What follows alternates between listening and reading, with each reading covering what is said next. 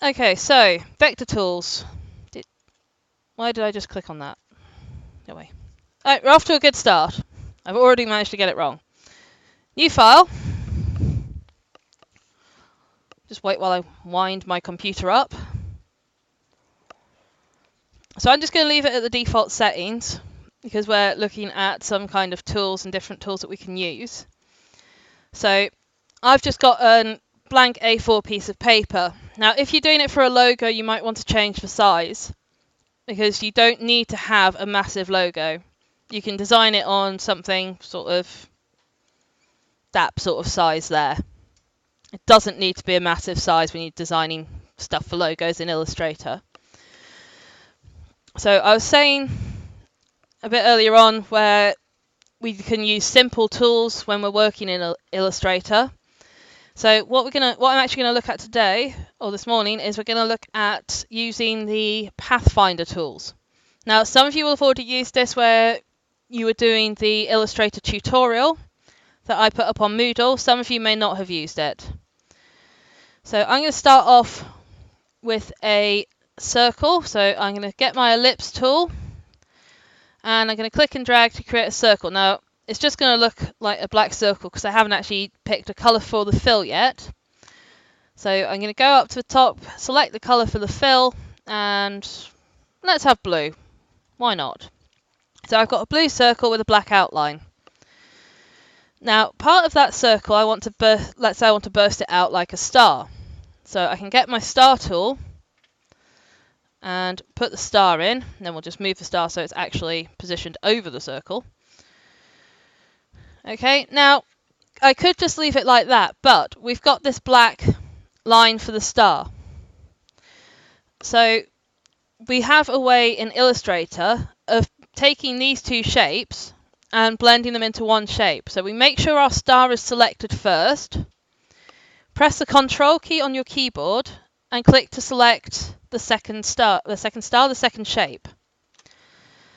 Go to the window and somewhere in here you will find the Pathfinder.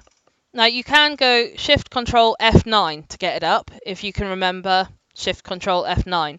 Otherwise just go through the window menu option. And that will bring up this dialog box that's come up over here. Now there's a number of different options in here. At the moment we want the shape mode.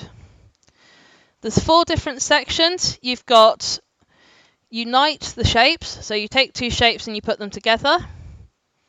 You can take the front shape away from the background shape, so in this case it would cut this inside bit of the star out of the circle.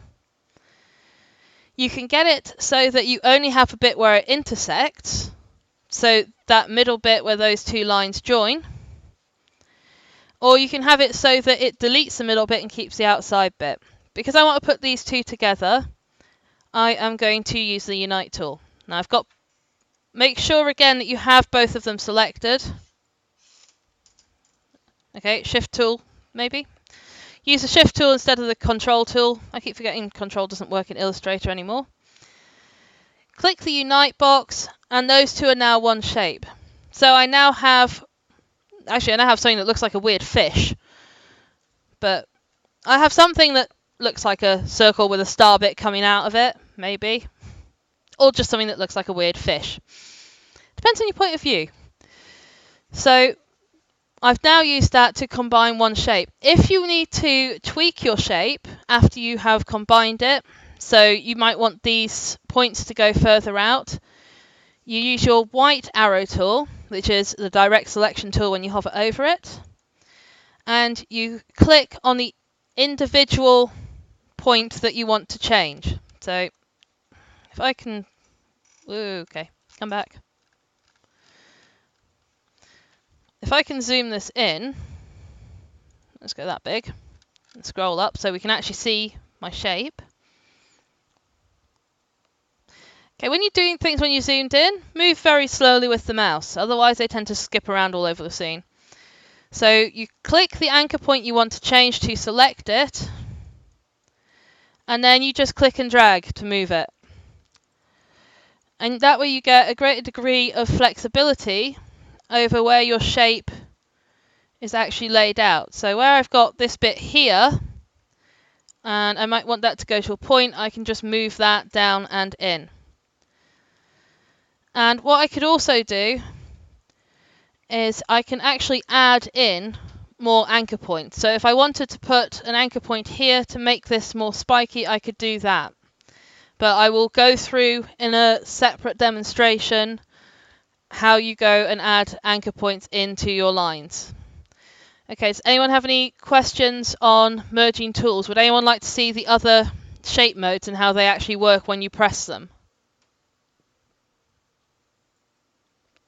And there is deathly silence because they're all aware that I have a microphone. Ah. Okay.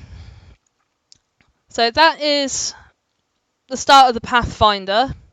Have a play around with it to help make compound shapes and make different types of shapes. You may find once you've put the shapes together, if you've had colour on them, you may need to reapply your colour settings to them. Sometimes it keeps the colour settings, sometimes it decides it's going to colour everything black. So just be aware of that.